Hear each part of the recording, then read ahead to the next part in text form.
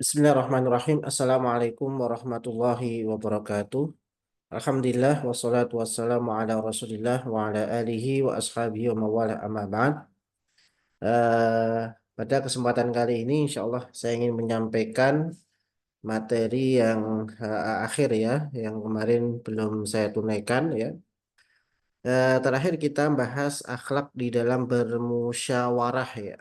Kemarin sudah saya jelaskan ya namanya orang di akhlak dalam masyarakat, mohon maaf ya, akhlak dalam masyarakat ya. Kemudian sudah saya jelaskan ya, di dalam bermasyarakat ya, bertetangga dan sebagainya kita harus saling tolong menolong ya.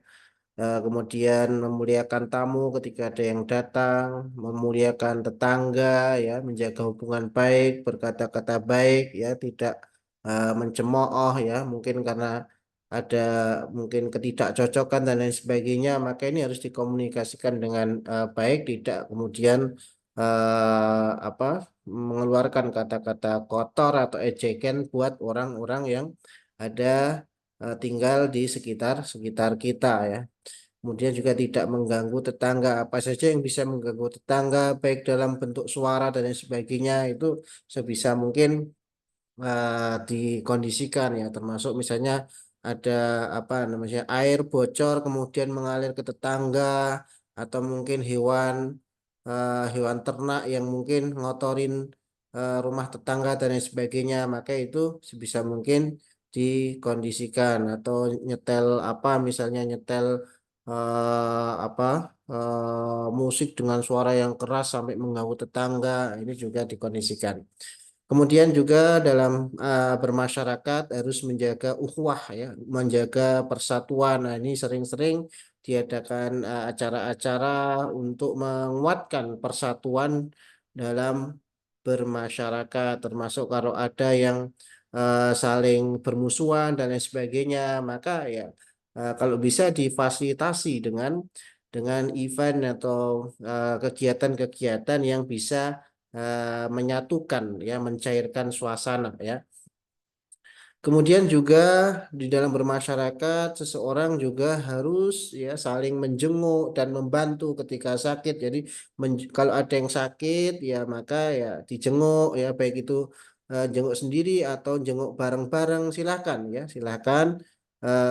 Kemudian menguatkan kesabaran orang yang sakit ketika ada tetangga yang sakit. Syukur-syukur kita bawakan kita bantu membawakan obat atau makanan agar cepat sembuh, termasuk dimotivasi ya, dimotivasi agar agar semakin kuat dan tabah ya di dalam menghadapi ujian sakitnya, karena di balik ujian itu ada pahala yang besar, termasuk misalnya ketika ada tetangga yang mendapatkan kesulitan dalam bentuk finansial dan kita mampu ya, kita selaku tetangganya mampu untuk memberikan bantuan. Misalnya tetangganya kehabisan uang, nggak punya beras atau nggak punya makanan untuk keluarganya, dan kita mampu untuk membantu, maka ya kita bisa untuk membantu tetangga kita ya, baik itu secara pribadi ataupun secara kolektif ya. Nah, mungkin bisa menggunakan masjid sebagai tempat untuk saling mengontrol, saling mengetahui siapa aja yang ditimpa kesulitan ya. Kemudian nanti bisa dikoordinir untuk membantu atau menjenguk bareng-bareng ya. Termasuk kalau misalnya ketika ada orang yang ditimpa musibah, misalnya kematian dan lain sebagainya, maka harus gotong royong untuk ya membantu dan juga menguatkan kesabaran orang yang ditimpa musibah ya. Jangan sampai ketika kita bermasyarakat tidak pernah sama sekali jenguk ketika sakitnya, atau ketika ada yang wafat kemudian tidak mau takziah ke rumahnya ya. Ketika ada yang ditimpa kesulitan, dia tidak menunjukkan rasa kepeduliannya. Jangan sampai ya kita bermasyarakat seperti itu. Kemudian selanjutnya adalah saling mengajak dalam kebaikan. Ini di dalam bermasyarakat, di dalam bermuamalah ya. Ketika kita ada punya ide-ide inovatif ya, kreatif ya, yang baik-baik, untuk membuat kegiatan yang baik-baik, silahkan ya. Silahkan kumpulkan ya, saling berkumpul. Ayo bikin kegiatan apa yang baik-baik ya. Seperti itu. Jadi jangan sampai ya, kita ini kan makhluk sosial. Makhluk sosial itu ya harus bareng-bareng. Kalau hidup ya nafsi-nafsi atau sendiri-sendiri, maka ini akan sangat berat karena namanya makhluk sosial, kita membutuhkan orang orang lain. Dan alangkah indahnya manakala hidup bermasyarakat itu saling saling peduli, saling membantu ya, saling meringankan, saling menasihati, saling menguatkan ya. Kemudian juga saling mengingatkan dengan cara yang sebijak mungkin, dengan cara yang bijaksana ketika ada tetangga atau samping kanan, samping kiri, atau yang ada di wilayahnya itu melakukan perbuatan-perbuatan yang melanggar syariat, ya, yang melanggar nilai-nilai Islam. Misalnya di satu masyarakat ada kegiatan yang apa ya, para pemudanya itu lagi minum minuman keras misalnya, atau ya misalnya ada yang di kampungnya itu yang dipakai untuk aktivitas judi misalnya, ya judi ya, atau aktivitas apalah yang melanggar nilai-nilai Islam ya, maka ya sebisa mungkin jangan sampai sebagai seorang Muslim kita cuek dengan hal-hal yang seperti itu. Maka ya berkumpul antar orang-orang baik, bagaimana menyikapi masalah-masalah tersebut ya, ya diingatkan dengan cara yang sebijak mungkin ya, agar jangan sampai dalam satu masyarakat itu banyak kegiatan-kegiatan yang justru itu negatif ya. Ya kayak tadi itu dipakai untuk judi, dipakai untuk minum khamar, ya minum khamar bareng-bareng dan lain sebagainya. Ya, atau mungkin satu tempat, satu wilayah dipakai untuk apa, tempat-tempat zina misalnya, itu juga harus di apa, harus diingatkan ya, diingatkan jangan sampai itu terjadi di wilayah kita. Atau misalnya tetangga kita melakukan hal-hal yang tidak benar, misalnya ada tetangganya yang apa, melakukan tindakan kekerasan terhadap anggota keluarganya dan kita tahu ya, nah, maka kita cegah atau kita ingatkan untuk tidak melakukan hal-hal yang seperti itu. Intinya hidup dalam bermasyarakat itu harus saling mengingatkan, saling menguatkan, saling tolong menolong ya. Jangan sampai seorang muslim itu cuek ya, tidak peduli dengan yang lain ya. Kemudian selanjutnya ini di bab terakhir di masalah di buku akhlak ya, yaitu akhlak dalam bernegara ya. Akhlak dalam bernegara ini ada beberapa poin di buku itu dan saya ringkas menjadi 4 ya. 4 poin inti. Yang pertama ya, dalam bernegara utamanya ini bagi para pemimpin ya, baik di tingkat presiden, wakil presiden, menteri, kemudian DPR, gubernur, bupati dan staf-stafnya, kemudian sampai ke tingkat camat, lurah dan yang di bawahnya ya. Maka perlu ya dilakukan musyawarah ya, untuk membuat aturan atau kebijakan-kebijakan yang diberlakukan di masyarakat atau kepada rakyatnya. Jadi sesuatu kebijakan, satu hukum, satu undang-undang itu harus dimusyawarahkan dulu, dan yang memusyawarahkan juga harus orang-orang yang kompeten ya, orang-orang yang memiliki kapabilitas kemampuan ya, eh, untuk bermusyawarah ya. Misalnya musyawarah tentang masalah ekonomi, maka ya dia harus mengundang orang-orang yang ahli di bidang ekonomi. Ya, musyawarah untuk membuat satu kebijakan, satu aturan tentang pendidikan misalnya, maka ya harus melibatkan orang-orang yang punya keahlian di bidang pendidikan pula. Ya, seperti itu ya. Bahkan dalam Islam diperintahkan wa amruhum syura bainahum ya. Segala bentuk kebijakan, aturan ya, itu hendaknya dilakukan secara musyawarah ya, untuk menemukan solusi-solusi yang ada. Dan kalau dengan musyawarah itu insya Allah ya, karena dia berbagai berbagai pendapat ya, insya Allah akan bisa lebih maksimal ya di dalam membuat ya atau mengeluarkan satu satu aturan, karena aturan itu lahir dari berbagai macam apa eh, berbagai macam pemikiran ya, yang tentunya banyak nilai-nilai positif dari situ ya. Kemudian selanjutnya dalam bernegara ya, ini juga masih di tahap pimpinan atau pemimpin ya. Harus betul-betul menegakkan keadilan, keadilan sosial, keadilan ekonomi, keadilan di segala bidang itu harus ditegakkan ya. Dan keadilan ini ya yang sekarang banyak sekali apa ya, di negara kita itu banyak sekali oknum-oknum yang menciderai ya nilai-nilai atau keadilan ini ya, nilai-nilai keadilan yang ada di negara Indonesia, Kesatuan Republik Indonesia ini ya.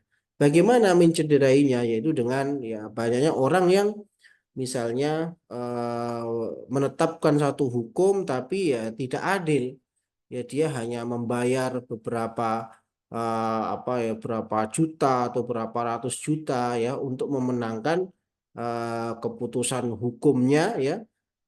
Padahal dia salah, akhirnya ya hakim atau orang yang memutuskan itu akhirnya memutuskan berdasarkan siapa yang membayar lebih banyak ya. Mau dia salah tapi kalau bayarnya banyak maka dia akan dimenangkan. Ini satu contoh bagaimana keadilan itu tergadaikan ya, terciderai ya dengan hal-hal yang seperti itu. Nah, ini nggak boleh ya. Maka seorang pemimpin harus adil ya. Karena setiap orang yang memimpin itu nanti akan dimintai pertanggungjawaban di hadapan Allah Subhanahu wa taala. Kullukum ra'in ya, kata Nabi SAW dalam sebuah hadis, kullukum ra'in wa kullukum mas'ulun an ra'iyatihi. Ya, setiap pemimpin itu akan dimintai pertanggungjawaban terhadap apa yang dipimpinnya. Kemudian selanjutnya adalah melakukan amar ma'ruf nahi mungkar. Nah, ini kewajiban ini tidak hanya dilakukan oleh seorang pemimpin ya, ya baik itu presiden, gubernur, bupati dan di bawahnya, tapi juga harus dilakukan oleh rakyatnya pula ya. Kewajiban melakukan amar ma'ruf nahi mungkar, menyuruh orang lain menyuruh berbuat baik dan mencegah dari hal yang mungkar, yang tidak baik. Ini kewajiban baik berlaku untuk pemimpin maupun rakyatnya ya.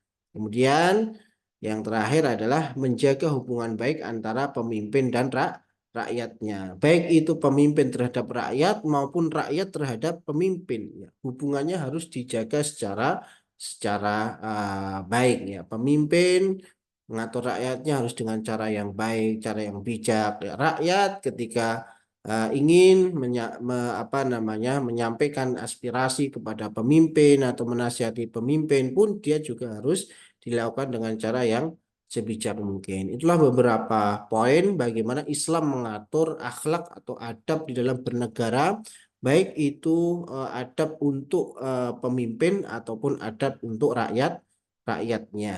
Jadi yang jelas ya, ketika seorang itu diberikan amanah untuk memimpin ya, maka amanah itu harus digunakan sebaik-baiknya ya. Amanah itu harus digunakan dengan sebaik-baiknya untuk melakukan hal-hal terbaik yang bisa dia lakukan ya. Dan jangan sampai justru amanah menjadi seorang pemimpin itu malah dijadikan untuk hal-hal yang sifatnya hanya mencari keuntungan yang sifatnya pribadi ya.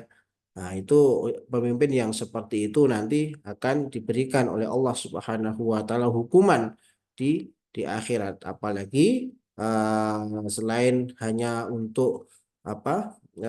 Hanya eh, menu hanya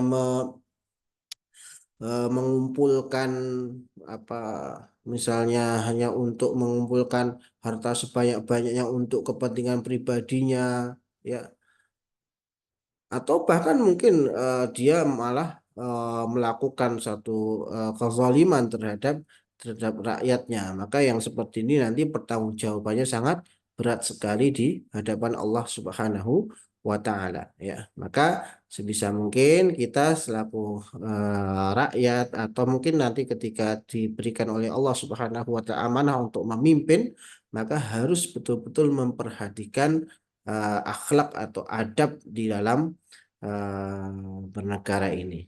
Ya, mungkin itu beberapa materi yang saya sampaikan pada kesempatan kali ini. Selanjutnya materi ini nanti akan saya share di grup ya, dan nanti ujiannya adalah dari materi-materi yang pernah saya sampaikan. Silahkan kalian eksplorasikan ya, kalian kembangkan sendiri bagaimana merealisasikan akhlak atau adab yang sudah saya sampaikan pada mata kuliah ini ya. Bagaimana realisasi akhlak dalam bernegara, dalam menegakkan keadilan itu bagaimana, dalam melakukan amar ma'ruf nahi munkar itu bagaimana, akhlak dalam bertetangga itu realisasinya seperti apa ya. Ya, silakan kalian eksplorasikan nanti insya Allah materi ujian itu akan saya berikan pertanyaan-pertanyaan yang global sehingga kalian bisa menjawab dengan acuan yang ada di sini yang ada di slide saya ini ya, kemudian kalian tambahkan lagi penjelasan berdasarkan apa ya, berdasarkan kemampuan kalian untuk menjelaskan. Silahkan di apa ya, dieksplorasikan ya pendapat kalian, keluarkan pendapat kalian untuk menjelaskan termasuk mengimplementasikan ya nilai-nilai akhlak yang sudah saya terangkan pada mata kuliah ini ya. Mungkin itu nanti insya Allah untuk kisi-kisi saya berikan lewat grup ya. Mungkin itu dari saya. Eh, Semoga mata kuliah ini bisa memberikan manfaat kepada kita, menambah wawasan kita, menambah ilmu kita, dan juga bisa menjadikan amal kita itu lebih baik, ya, lebih baik dan juga lebih banyak berbuat kebaikan, ya. Mungkin itu dari saya. Kita akhiri dengan alhamdulillah alamin. Subhanakallah bihamdika asyhadu an la ilaha illa anta astaghfiruka wa atubu ilaik. Assalamualaikum warahmatullahi wabarakatuh.